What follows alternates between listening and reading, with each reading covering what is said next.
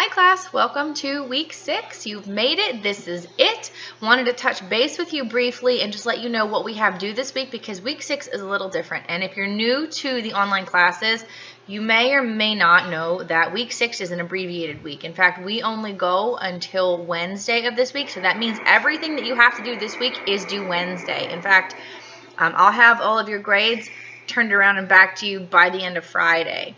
And I have unfortunately no wiggle room with that. So you need to make sure that you get your assignments turned in on time. If you have some type of extenuating circumstance, now would be the time that you contact me via email or maybe send me a text and begin a dialogue with me so we can figure out if there are any options for you in case something has come up. But I'm hoping that there's no problems. You guys can get your work in. So first thing you have to do, your task 1 this week is to do a reflective writing looking back at your experiences in this class.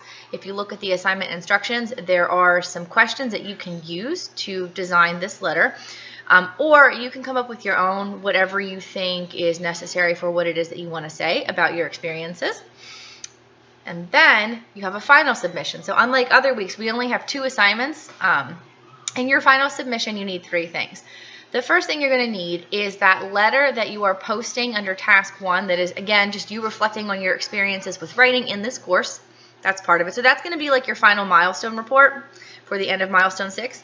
You also need your letter of intent, which we did last week. So take that and polish it up. I'll be looking at those probably starting tomorrow morning. So don't work on that yet. Wait till you get some feedback from me.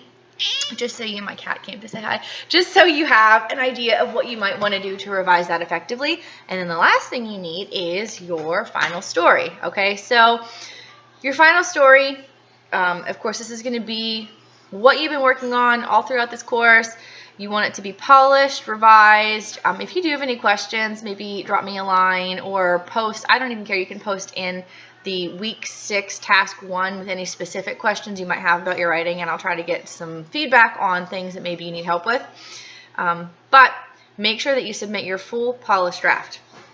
I will say that when I have previously taught this course, it's been a little bit reworked since the last time I taught it, which was about 2 months ago. We used to have a page limit on your stories. Now there's not one, so it's a little bit more open to interpretation.